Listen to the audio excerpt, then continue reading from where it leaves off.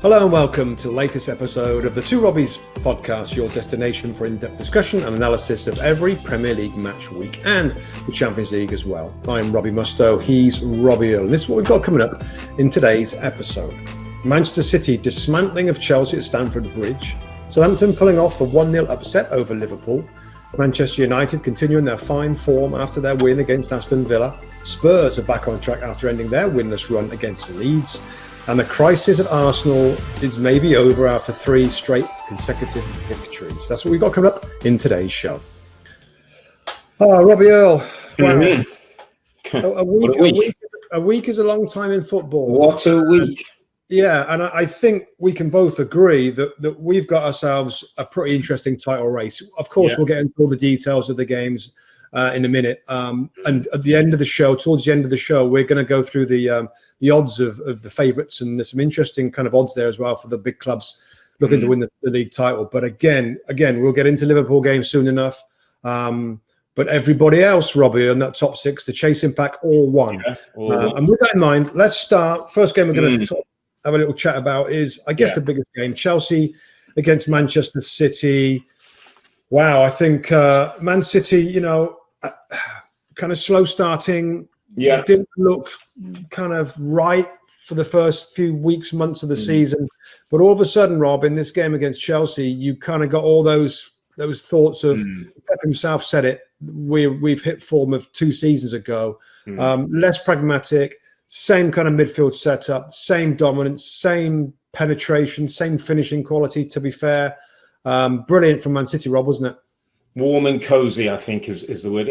We haven't really seen City purr this season. We've seen them win games. We've seen them lose a few and draw maybe a few that they should have won. We've seen them create chances, maybe not as many as plentiful, getting in the areas of the pitch that we've seen over the last couple of years. And we've wondered, is it a bit more pragmatic? Is it about those 2 sitting midfield players who take a little bit of that attacking threat away?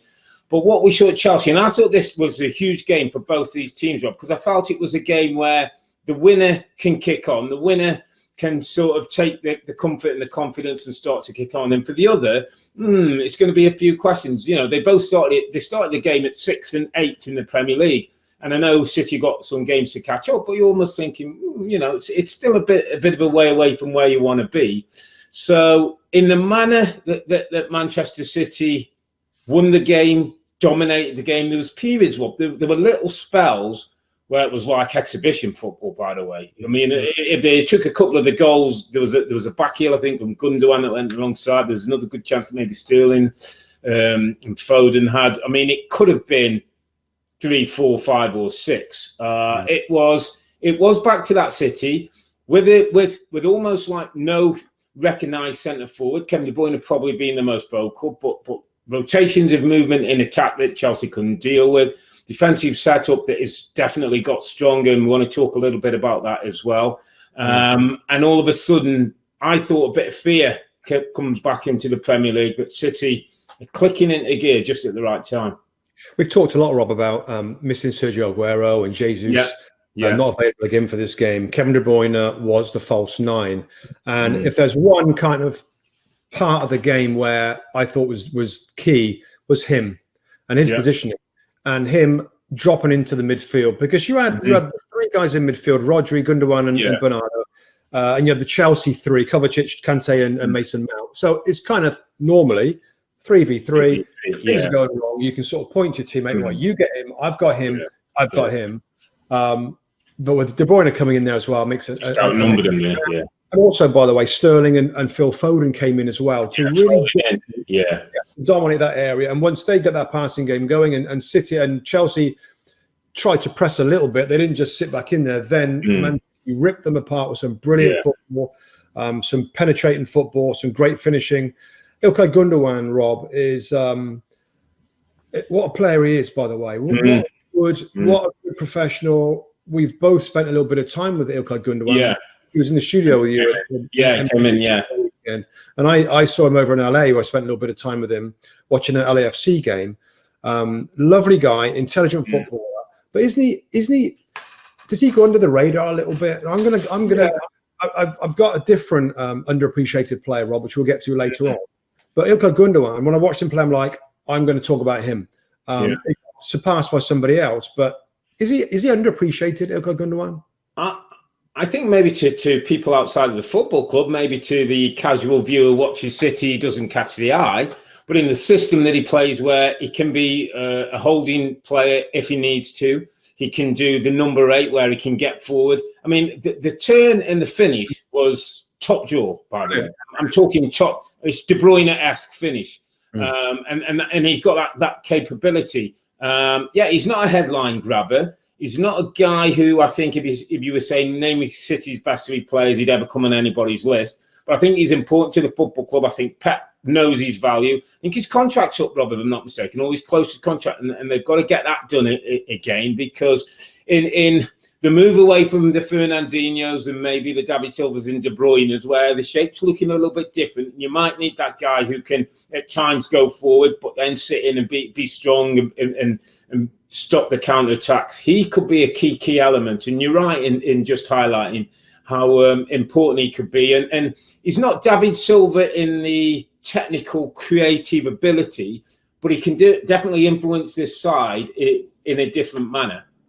It's almost like his abilities and Phil Foden's abilities maybe combined kind of give you what David Silva part of it is. But, fascinating stuff. I want to bring on to one of your favourite players this season, Robin, and I think I'm right. Didn't you put a little package together of John Stones? Correct. I thought it was really interesting because I think we've talked a lot about John Stones as a player, the mistakes, the potential, the ability. I think we both agree now that his game is so much less errors, like solid, secure. But your little package of clips was interesting because it showed him as a real leader. Yeah, I got a little sniff of that a couple of weeks ago. I think I was in the studio and there was a John Stones interview that I watched, and he was talking like in a different way, really, about leading. We've got to do this, and we've got to believe about this, and we got to stick together. And I thought, well, that's kind of different. So when I saw your package you put together, it really is, Rob. I mean, he's pointing, he's moving people. Yeah, I mean, it was one of those games where, I mean, I kind of, for him, wanted the clean sheet, so it kind of made that story better. But, I mean, the late goal consolation is immaterial to the point you make. It's a good point, and it's a point in fairness, and I'm going to hold my hands up here and said, listen, I was the guy who was saying John Stones is the new Phil Jones. And at that time, I had the convictions to say it, because basically what I was trying to say in a little bit of tongue-in-cheek, but stay around John Stones long enough and he'll give you an opportunity. He'll make a mistake. He'll make a mistake. There were times at early part of the season where he was almost scared of his own shadow, Rob. He was not knowing where to defend. He wasn't knowing how to do. And the turnaround, I have to say, I hold my hands up, has been dramatic. Like you said, not just the play. I always knew he was a good athlete. I've always said, and people can go back to the times I said where he's the new Phil Jones. I still say he's a better centre back for me when he's playing well than Harry Maguire, and I'll stick by that in terms of his raw materials, talk of his potential. But it's interesting because as we were watching the game, I was saying he's becoming the guy who's pushing them up, City up, and holding them back, and making sure people were picking up at corner kicks and all the kind of things where I said the Vinny Company kind of thing that they've needed, they've lost. And more than anything, Rob, and you're right, I've heard a couple of interviews now, and I've seen a couple of things, and he's not gone too big on it, but looks to me like he started to become a serious professional. Like football is now the most important thing in his life. That being the defensive linchpin of Manchester City is now all that he wants to be. And Ruben Dias has come into a league, and I'm going to help him through, and I'm going to get my fullbacks right, and I'm going to make sure my midfielder in front of me, and make sure the goalkeeper on the toes. And the responsibility I think he's taken on himself has elevated his game, has made him a better player, because I think he's more concentrated. I think he's more aware of things happening in the back line that he wasn't before, that he would almost switch off and let somebody else do. I think we're in the middle of a evolution of John Stones, Rob, and I think it's really important that we recognise it right now, because he's in the middle of this, Rob, and maybe in a few more months he's going to really feel like he's the main man defensively. And Ruben Dias, was big fee, and and it's got a lot of plaudits for how City's defending has been. But I think after watching him, after listening to him, after seeing what he's doing as a leadership, we are seeing a change in a player. And I hope for him, Rob, that it continues. And I hope that old John Stones, and we know he had some personal issues, the mistakes for the national team and for his club side, out of the team, ridiculed a little bit. That's tough to take for any human being, really. So I see him on a lovely trajectory and confident leader. Some of the individual defending he managed in the game as well. Who was it ran at him, Rob? Timo Werner late on. Down the right side, yeah. Yeah, he didn't turn the wrong side. He faced the play at all times. He saw that out. Really, really good, mate. And just finishing up on City a little bit, Rob. I know that at the start of the season, I felt like, is the excitement, the drive going to be there with Manchester City? And I think the first few weeks and months, I'm like, yeah, see, it's not, I don't see it. I don't see the desire. And I don't know whether we talked about it or I talked to somebody else, and they said, they're going to be bothered about the Champions League. They're not going to be bothered about the Premier League.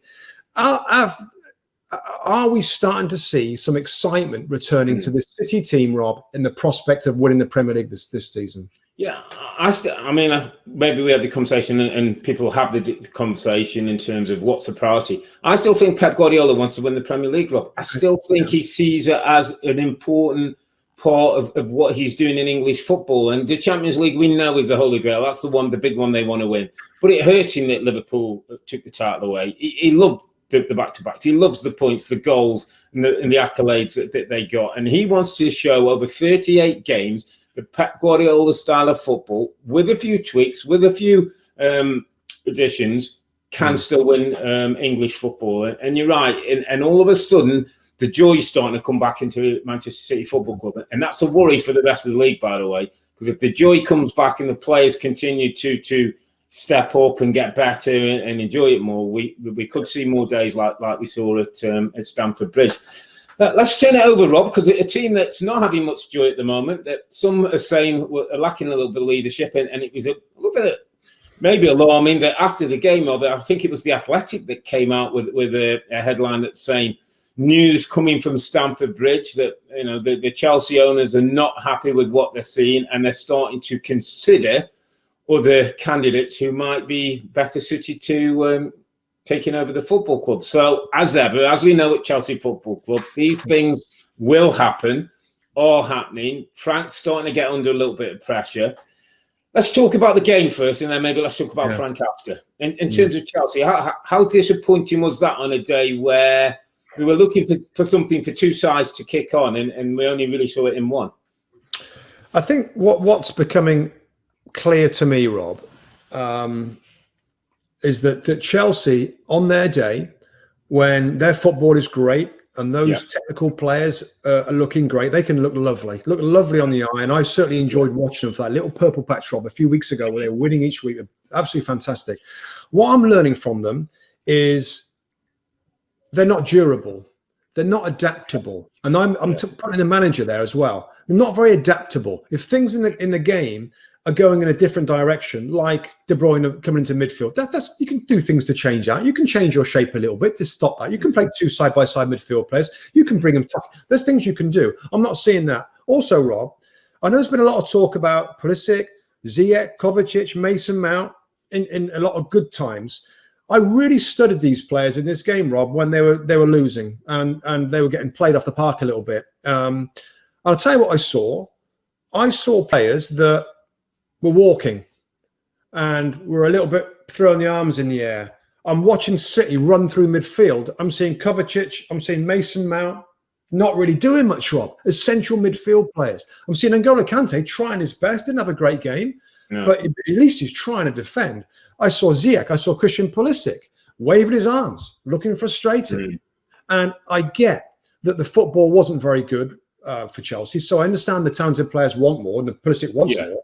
But I'll tell you what I want if I'm a supporter, if I'm a manager, I'm the coaching staff, I want him to roll his sleeves up and run back and help out defensively. The only way Chelsea become durable and stronger and more of an all-round team is if in difficult times they roll their sleeves up, they run back with their midfield players, and they hustle and they chase and they block and like we just listen, we're going to get onto it, but it's reminding me of Southampton against Liverpool. Those midfield players, they've got to defend as a team. And I'm seeing right now Chelsea not doing that, Rob.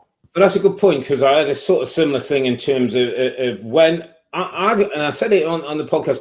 The what if for me worries Chelsea. What if when they were 1-0 up against West Ham last week, they didn't do well managing the game and got slightly fortunate that West Ham didn't get back into it. They won 3-0. What if when they're 1-0 up? What if when they're 1-0 down, things don't trigger in that football club? Things don't trigger in that team. Now, there's two things that I look at. The group. In the teams I played in, and no player I played with would get in Chelsea's team in terms of ability. No player. But I tell you what, in terms of attitude and thing, if something starts going wrong in my team, 4 or 5 voices are telling me what I need to do and why I need to do it. 4 or 5, Rob, are telling me. Yeah. So I'm on guard and I'm ready to run back. No, I'm not sure there's anybody in this Chelsea team who tells Pulisic, who tells Mason Mount sitting in here, who tells this guy. Now, if it isn't coming from the team and the group, it's got to come from the sidelines. And if it ain't coming from the sidelines, we're in trouble. Yeah. Rob, it's not coming from the sidelines. It's not. I don't see the players working back as they should work back. You know, there's a lot of talk at this club about and there's of course there's some validity behind it. Young team, new signings, take time to gel. Yeah. I get that, right? And it is a real thing. We've seen that. And with COVID and Kai Havertz being out and being affected badly by that. But it's another thing that the team doesn't have any fight. This Chelsea team, Rob, doesn't have any fight. There's fight in a lot of good teams in a little bit in different ways, but there's limited amount of fight. And whether it's your point of somebody behind who's having a go at somebody, I don't really see that. Whether people are losing their anger a little bit and getting frustrated, I don't know. It just hasn't have a lot of fight. I saw players walking when they need to be defending, and it's something that maybe just a couple of new signings, Robbie, or like there's been talk about Declan Rice going back there. Yeah, Declan Rice. They've got enough art. I'm going back to my artists and soldiers because it always goes back there. They got a ton of artists, Rob. Have they got enough soldiers? And N'Golo Kante's a soldier. I don't think Ben Chilwell's a soldier. Aspilicueta is, but he's coming. But you've got to be both now, Rob. By the way, the top players ain't just one. You're not an artist or a soldier. You're both. Kevin De Bruyne is both. Yeah. Ilkay Gundogan is both. That's why he's an outstanding player. Yeah. You watch Raheem Sterling running back and chasing back. He didn't have a brilliant game. You watch him running back and chasing back the defenders, and they've won titles, by the way. So this kind of he's an artist, so he doesn't. Hold on. Yeah, no. But the big teams, you've got to do your stint as well, and that's right. And maybe that's part of what, Frank has got to get across to these players. You're in the side to take people on, to score goals, to create. But when we haven't got the ball, you're in the side to do the defensive stuff as well. Yeah, do you know what, Rob? And it's not often that I or we bring in our own situation because it's kind of a long time ago and, things have moved on. We didn't play for a Chelsea or a Man City. But I tell you what always helped me as an individual, and I always encourage it on my teammates. The way to get to good football again is the other side of the game. If I was playing badly with the ball, I wasn't getting involved in the game, or the game was passing me by, or whatever it was, I triggered myself like, okay, without the ball, I got to make it happen. So I'd close down, I'd get stuck in, I'd make a tackle, I'd try and hustle, and if we all did that as a team, and we did it a few times, you'd be surprised that the work without the ball helps you with the ball because you win the ball back in good spots. They've all gone forward. You can then counterattack and spaces open up. If you just accept it happening and jog back and walk and go through the motions like that Chelsea did in that first half, there's no way back. The way back so many times is, okay, everybody, we see what's happening, roll the sleeves up, we're all working together. Let's get close, let's get tight, let's shuffle across. I mean, that's just my personal experience of what I knew worked for me and my teams in many times when things weren't going well. I just don't see it in the Chelsea team. And the best teams do. Liverpool's phenomenal season last year was as much based on intensity and winning the ball back. All the best teams. The old United teams, people didn't realise how hard that group used to work. Barcelona, Man City when they were at the best. So let's move on quickly because we've stuck here. Yeah. Let's talk a little bit about Frank and the situation and the manager and Chelsea and ownership and spending $300 million in the summer, expectations. Yeah. Do you get the headline? Do you understand why? Yeah, of course I understand. Thing is starting to leak out. Yeah, we're not surprised. We don't know how Roman Abramovich is these days, because it seems a few years ago now where all the firing happened, the hiring and firing and the next guy. So I'm sure Leopard doesn't change his spots. I'm sure he's under pressure. I'm not surprised with the Athletic article. I would just say this, for me, in my opinion, it's too soon. Please give the guy some time. Please give the guy at least this season and see how it shakes out. See how the team looks at the end of the season. Frank Lampard could be a sensational manager for this club for many years to come, winning many trophies. Please be sure. I seem to say this all the time, Rob, in certain situations like this. Please be sure that he's not the guy. Please be sure. Wait, give him some more time. Maybe, he can shake things up the second half of the season, another window, possibly. But I get it. I look at the league table right in front of me. Chelsea, 9th place right now, Rob. Played 17, got 26 points, the same points as West Ham and Aston Villa. Villa have played 2 games fewer. It's a terrible look for Chelsea, given that money. But for me, come on, see if he can find a way to be more durable, more adaptable, find a way to be more of a fighting team. Because at the end of the season, Rob, if he's in a similar spot, he's going to go. Champions League football, isn't it? Absolutely Champions League football. And you say it doesn't help if Aston Villa, Southampton, Everton, Leicester are above you and you spend that kind of money. Yeah.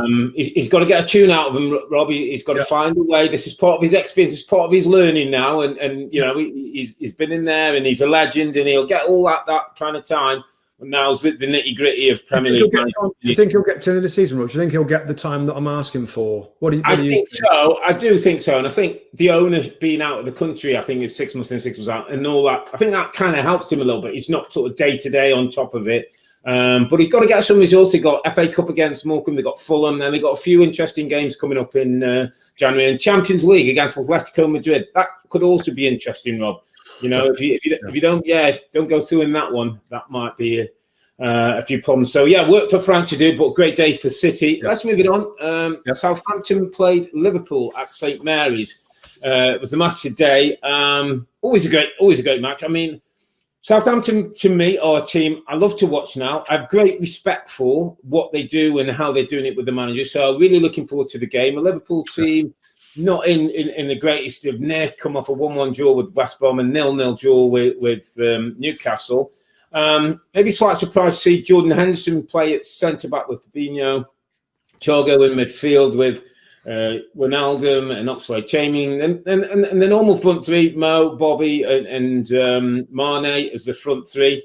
Couldn't get the job done though. Must be poor start to the game, poor goal giveaway, and never really, I didn't feel, looked like they were going to score.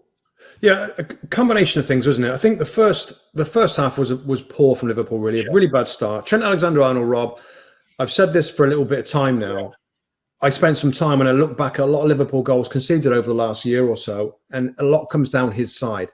And we all know what a brilliant footballer he is, and some of his passing, crossing, etc., etc. We all know that. Yeah. Defensively, he's got to improve, Rob, and I hope he's going to. I hope he's working at that side of his game. I'm sure he's getting prompted. He got pulled off again today. A bad error, Rob, for the goal. That's kind of a bad error. Like in between two players, the ball was there to head or to chest. He doesn't do it. It's a brilliant finish from Danny Ings. So poor start from Liverpool. Second half they were better, weren't they? I mean, dominated the game all over them. Couldn't find a really great chance. And there's a couple of reasons for that. Southampton's defending, and going back to what we just talked about at Chelsea. I mean, you talk about midfield players because a lot of it's about midfield players protecting the back four. God, he didn't have to do it really well. I mean, Armstrong is a player that I've liked. I like the way he plays with the ball, but without the ball, Ward-Prowse is always in there. I mean, it's just a brilliant without the ball performance. And so in Liverpool, Rob, I don't know whether the three guys in midfield, and we all know the front three at Liverpool and what they're going to do. Yeah. This game showed the lack of a goal scorer from midfield, didn't it? Yeah. Robbie person into the auction genie just didn't kind of look right to me. It lacked a little something. Lacked a bit of oomph. Does a midfield lack a goal scorer? I mean, Oxlade-Chamberlain, of course, is in the team to provide. Yeah.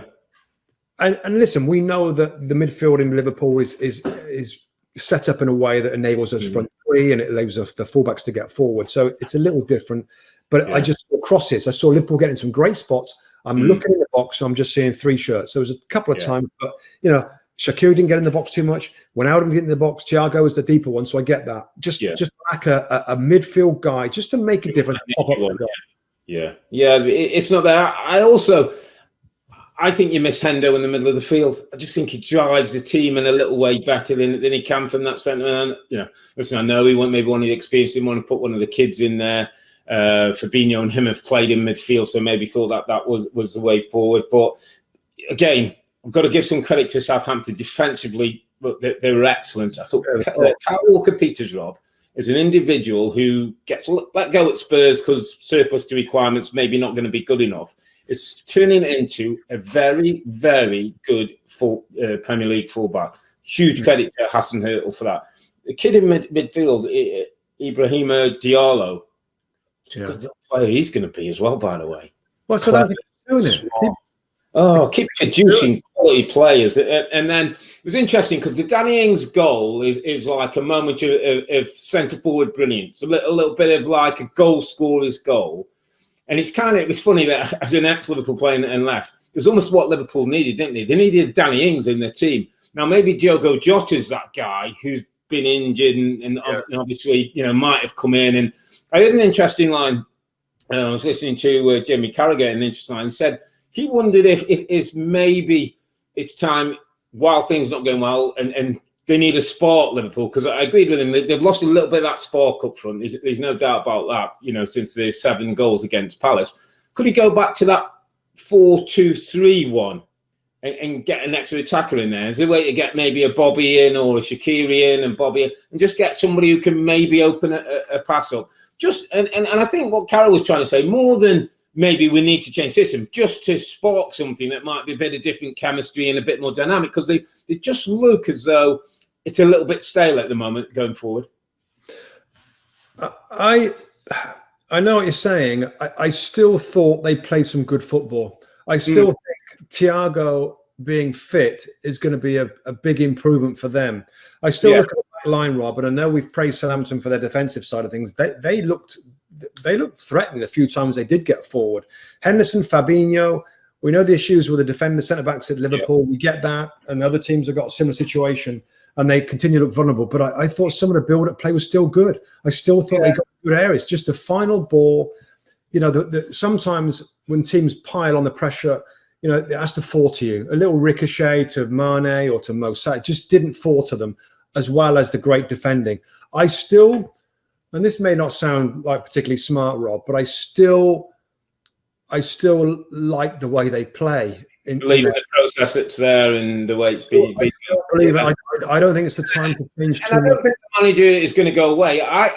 Where I look at it, Rob, is, and it was interesting. I think it was Ancelotti that said it last week at Everton when he said, usually see in your forward players, when a little bit of tiredness and fatigue, sometimes it's your forward players that you see in most, because they've got to be the spark, the creative, they go past people, the skill. It's sometimes easier to be a defender or a destructor, to get a block in, to stop things, but to create things, you've got to have free of mind, confidence of mind, and fleet of foot, and be nice and lively. And maybe just in Liverpool, the little edge of the amount of games and the sort of tight compression of the league is just affecting some of those front three in the sharpness. Didn't see so much of Bobby Firmino in this game. We didn't. Mo Salah struggled really to have a big insult. Mane was the threat from the left-hand side. But listen, it's just one of them. And like you say, if one drops for you in the right way and you get a goal, it sometimes sparks everything off. But that's 3 games now where they've struggled for goals, isn't it? Back-to-back goalless for some time now, since they've last been held goalless. So just a little worry for Jurgen Klopp. Just before we go, just the last line on them, Rob. And I think what it means now is like we're going to have a race. Liverpool aren't going to. This is going to be a tremendous season in terms of, because it was Liverpool that could have pushed away and formed a little bit of could have had a 6 or 7 point gap. And before you, I don't know if you're going to move on, Rob, I just wanted to mention the manager, Ralph Hasenhüttl. Yeah, so exactly down. Going. Wow. I mean, final word in this game is going to go to him. I mean, to see that there's no fans there. This is the middle of middle of the season. There's nothing. They haven't qualified for Europe, or they haven't. But a passionate manager, Rob, that means so much to beat the champions, and maybe Jurgen Klopp, and he hasn't taken points off him before. But to see him on his knees with tears in his eyes, I'm like, wow, that's brilliant. Yeah, honestly, I like goosebumps. Do you know what I mean? And you know what that tells you, Rob? That's a coach. That's a proper ingrained coach who's had COVID, was missed the last game, lost his main goalkeeper to COVID. He's got issues. He's got a team that's got injuries and COVID and small club and sold loads of its stars to Liverpool and all that. And he's worked on a plan and he's got a group of players and he's got some young guys in there. And you talk about what Chelsea have got in terms of quality and ability, but he gets work. He gets both sides of the game and he finds a way. They work a clever free kick. I heard Danny Ings have to say, sometimes him and Ward-Prowse have a little look at each other and they sometimes, give him the arm, but he knocks a ball in for him quickly. It's all those little things that as a coach you work on, and to see it come to fruition and keep the clean sheet. And he said, we had a bit of luck and things didn't drop. I thought it was a great scene. And I think it just tells you so much about the man and what coaching and football means to him, that, without the qualities and the money of lots of the other teams, you can do it another way. And he's shown he can do it another way. And I think the big future for this guy. Big future for this guy. Let's move on to the team of the weekend, Manchester United, back in the race, Mr. Mustoe. 2-1 home win against Aston Villa. Regardless of whether playing good, bad or indifference, regardless of whether Ollie's in charge or players are getting him out of it or it's individuals against a better team, Manchester United are winning games. Manchester United are on joint level points with Liverpool at the top of the table. And Manchester United are part of the conversation, Mr. Mustoe. They are, and we're serious now. This is serious, what they're doing now. And I thought every player played well, Rob. I thought it wasn't a day to pick out anybody particularly spectacular, but it's not often where I look at the United team and look at each department and think, wow, he's played really well. I like Luke Shaw. I've always liked Luke Shaw. I think he's playing really well right now. As a left fullback, gets forward, he's quick enough.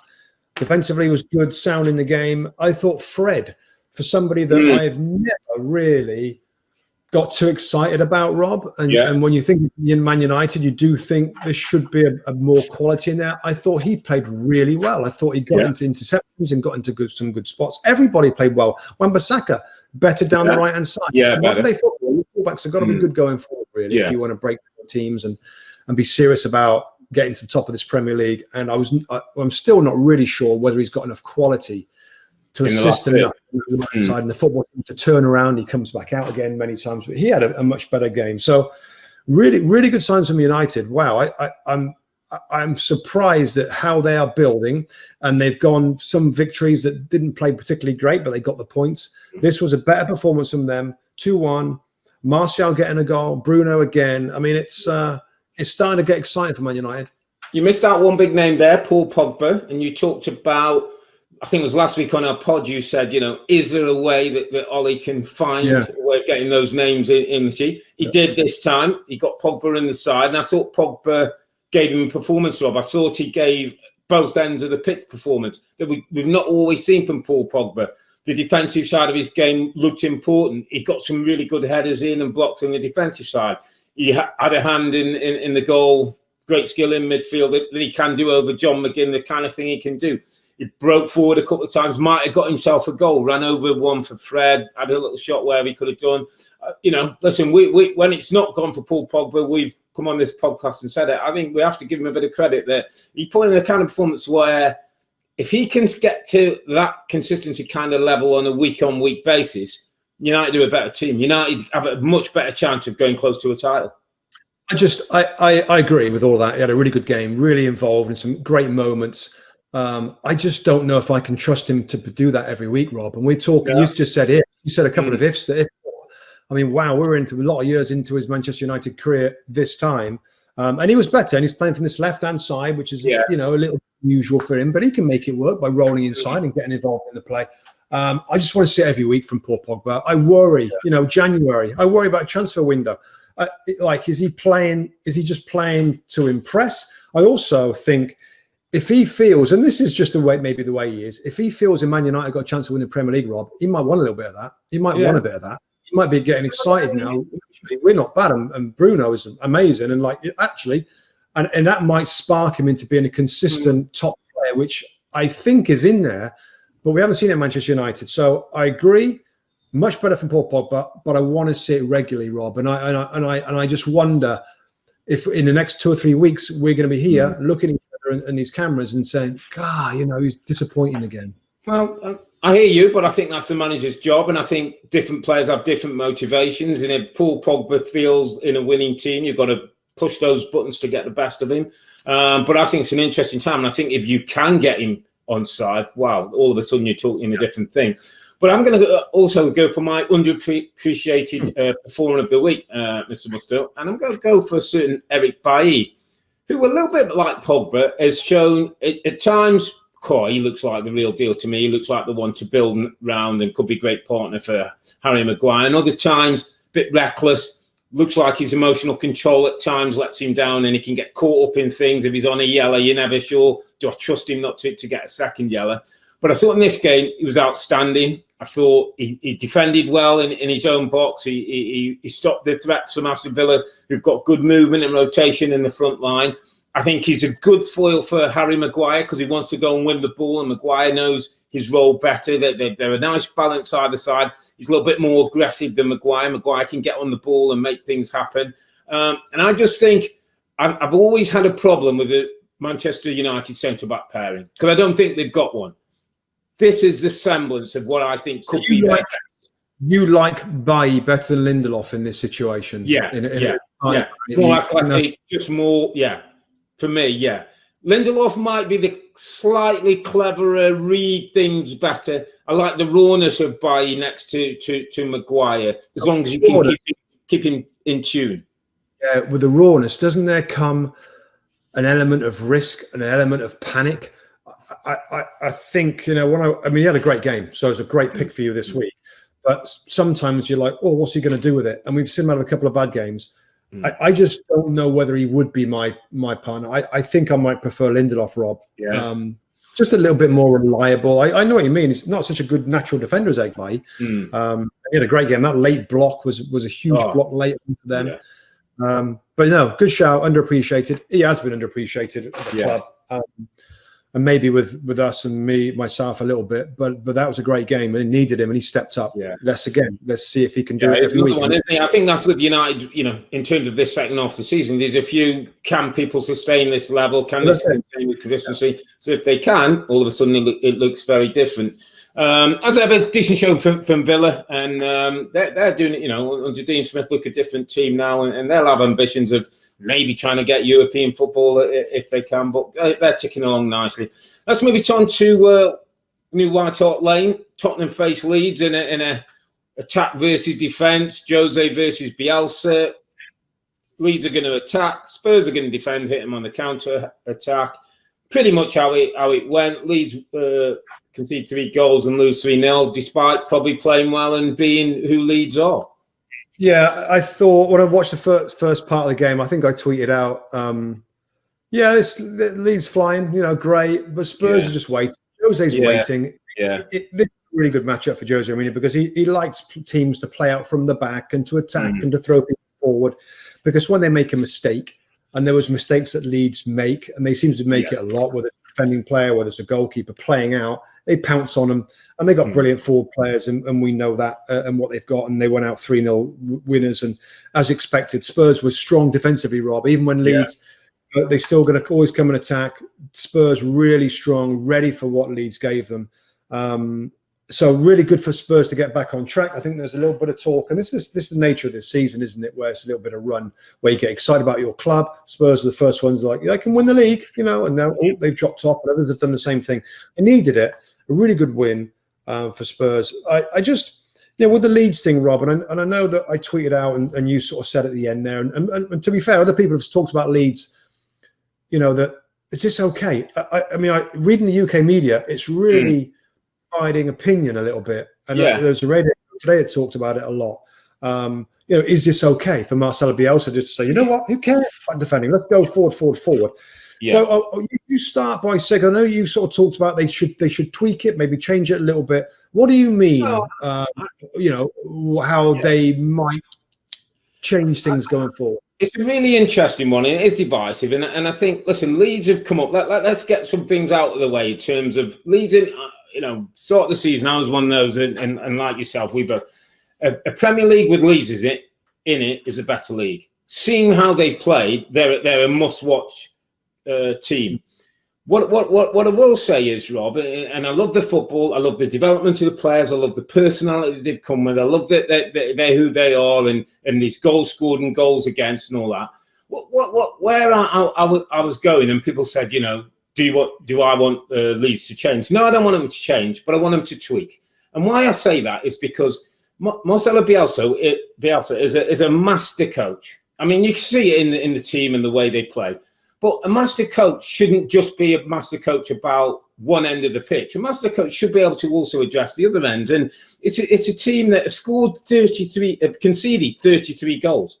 Only West Brom have more. They've scored 30 goals. Only like the top 3 or 4 have got more. I think it's Liverpool, Leicester, Man United, and Chelsea have scored more. So this is a team who can win games. And this is a team in this league, Rob, if they were better defensively, they could be top 6.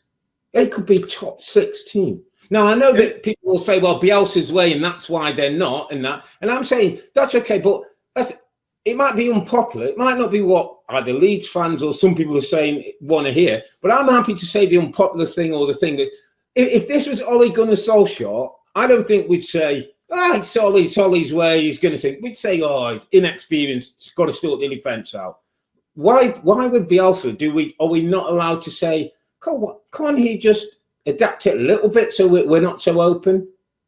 A couple of things, Rob. First thing I'll say is, in this particular game, 3 of their experienced and major centre-backs are out of the match. So defensively, they're weakened. I mean, Luke Ayling is such a good player, plays in different spots.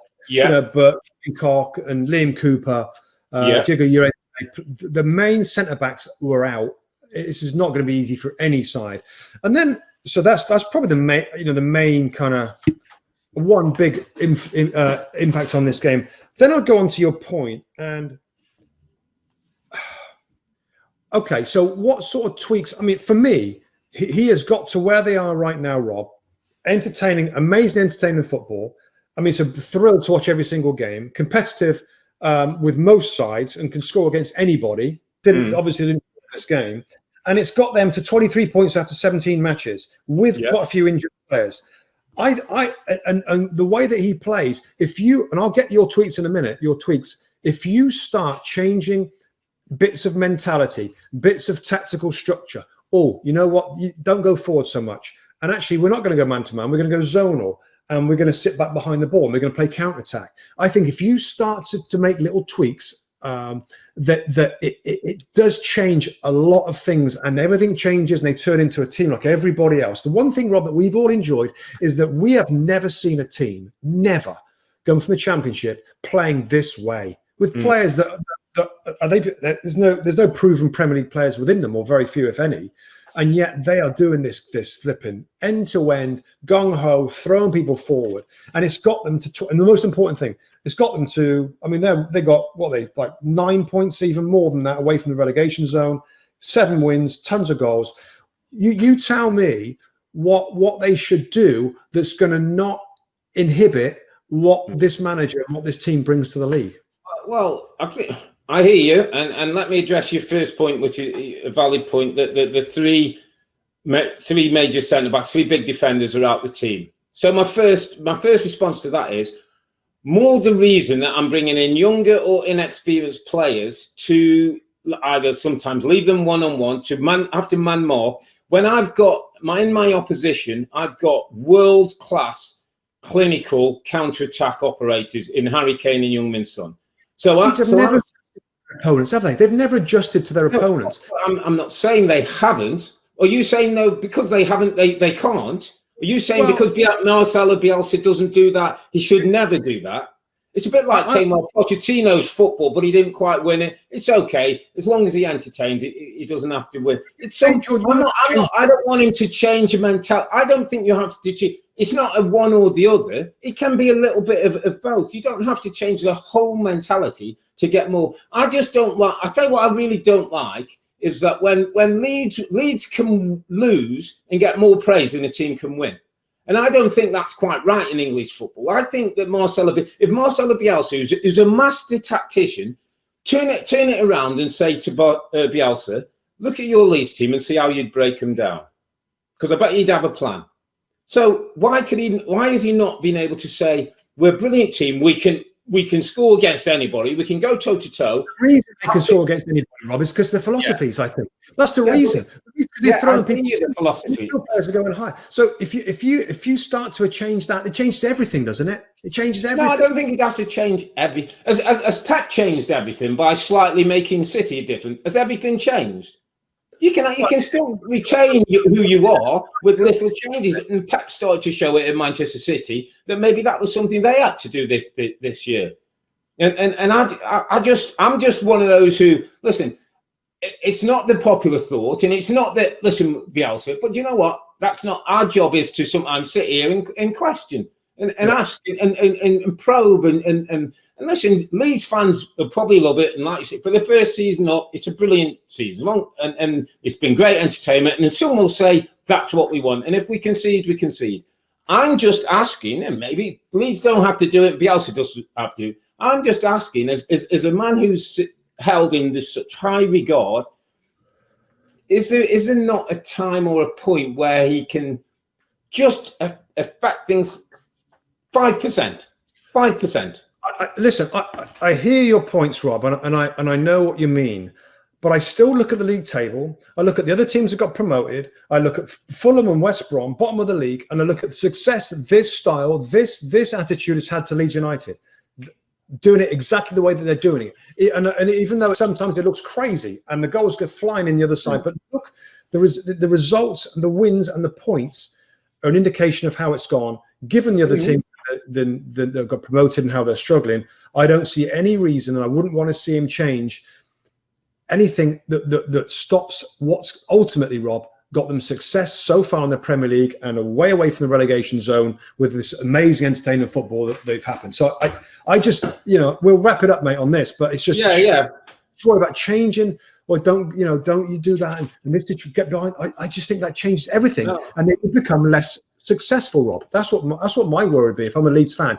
Because we're kind of successful. We're kind of challenging nearly every side and showing we can score against any team, which is fun to watch.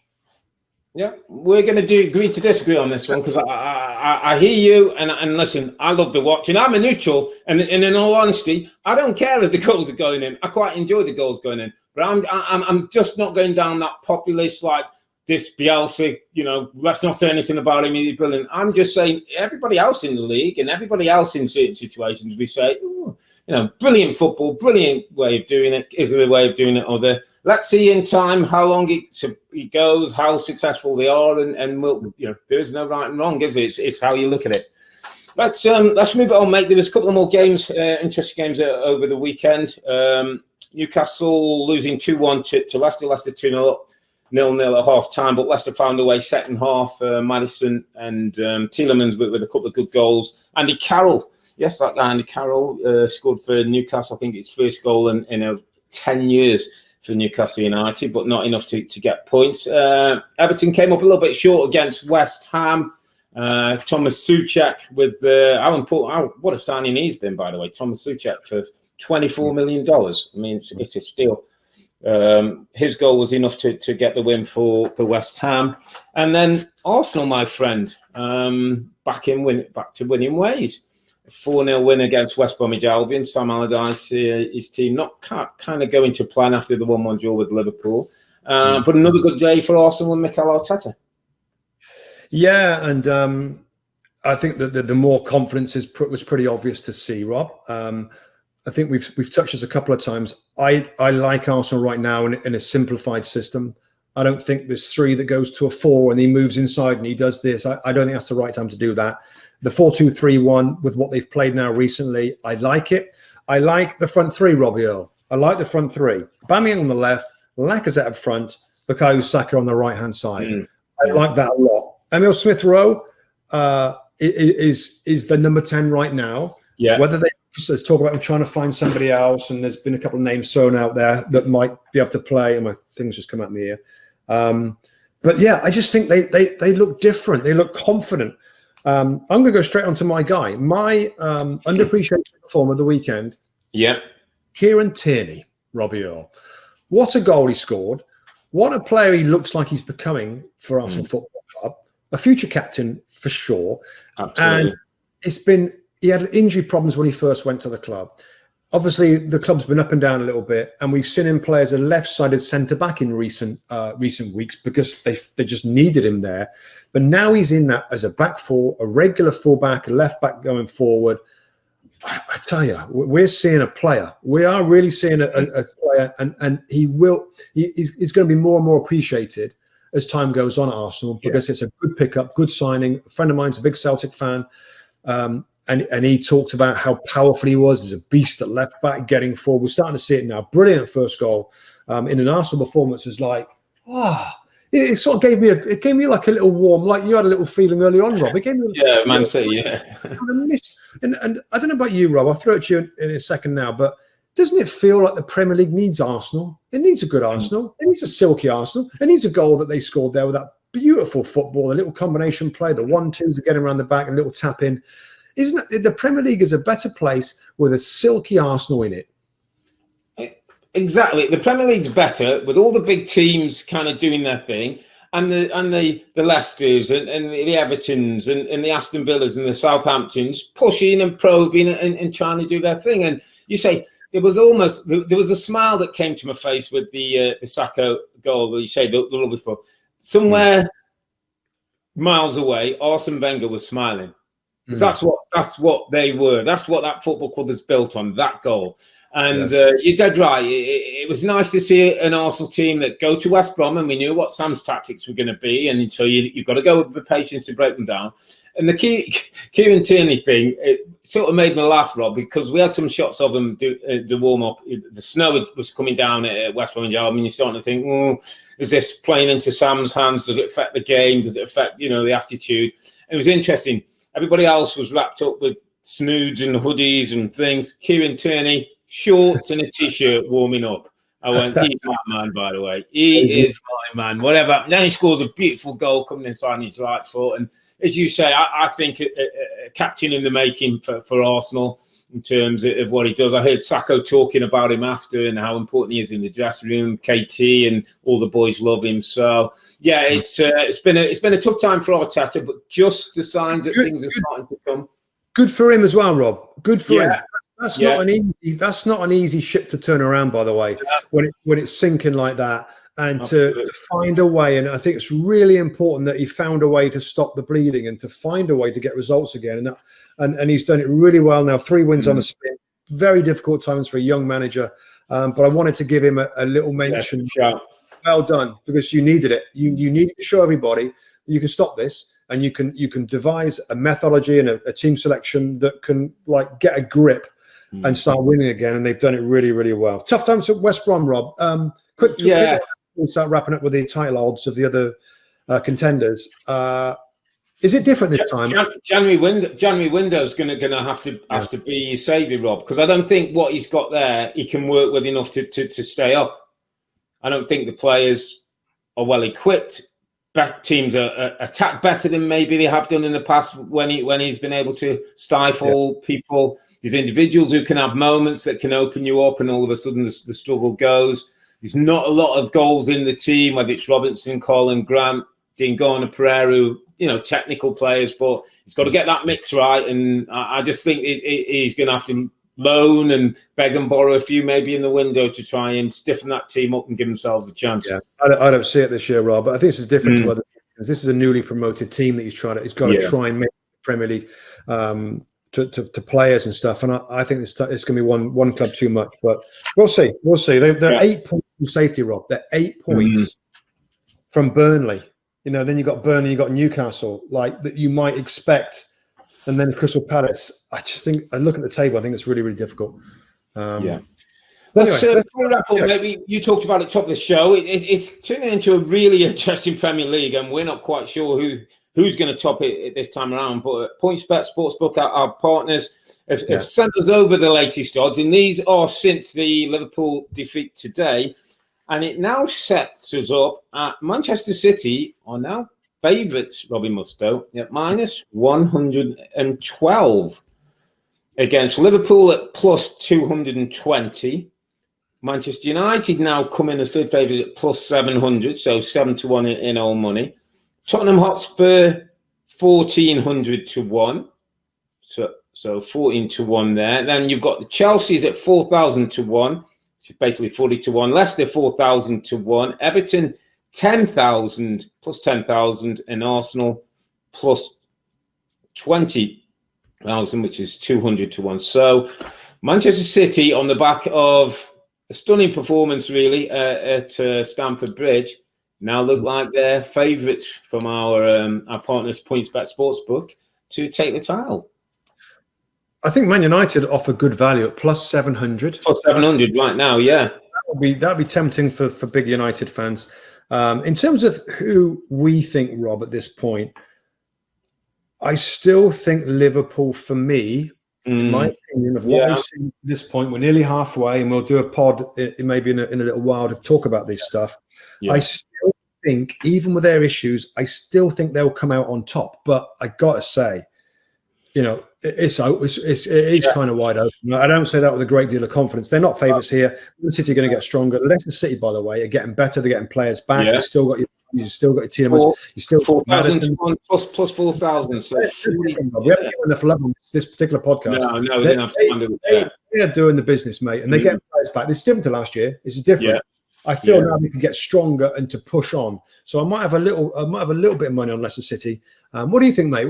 What's your kind of time? Well, Liverpool, I went Liverpool at the start of the season at plus 220. I still would say Liverpool. I know City are coming, but we've got to see, what off days. What's going to happen this season, Rob, is teams are going to have little runs of great form, and they're going to go off a little bit. It depends how those off days work and how long those off days. Manchester United at plus 700 is not bad money. It's not bad money for a team who could go top of the table, I believe, if they get a point or more at Burnley next time out, and then face Liverpool the following week, which would be a huge game between those two, top of the table. So, yeah, Manchester United could go back top of the table, joint level games with Liverpool if they get a point or more at Burnley. So I'm sure a few United fans are starting to think of, maybe is this the first title since Sir Alex Days 2013? Maybe it could be. Just wrapping up, mate, a couple of the results. Palace beat Sheffield United 2-0. Lovely goal by Eze, a little sign of what he can do. Sheffield United in all kinds of trouble with Caswell. Not quite sure what he says to his teammates today to keep the confidence. Brighton 3, Wolves 3, which is a really good game. Wolves got themselves 3-1 up at one point. Brighton came back. Lewis Dunk with an equaliser. And then we had the Burnley-Fulham game. Unfortunately, was postponed because of COVID cases, and the game we'll have to keep our eye on. Hopefully, the football bubble can do its thing and make sure we keep plenty of games going on over the next few weeks. But yes, my friend, we are in for an interesting Premier League. Southampton beat Liverpool today. It's a great win for them at St Mary's, but it's a great win for all those teams underneath. They're all chasing pack now and all won this weekend. I think we've got a Premier League race to look forward to this time. We're going to be back next Monday. That's January the 11th. And we're going to do like our half-season kind of awards for players, for managers, for teams. It's called the Two Robbies Awards. I think people think more of them than the PFA Awards. So we'll let you know what we think on those. Those will be next week. And that's ahead of Man United possibly going to Burnley and drawing or winning to go top of the table for some time for Manchester United. That comes up in the following week. But for now, I'm Earle. He's Mustoe. Together with the two Robbies, thanks for watching and listening. Stay safe and be healthy. It's a good night from me. And it's good night from him. Good night. Good night.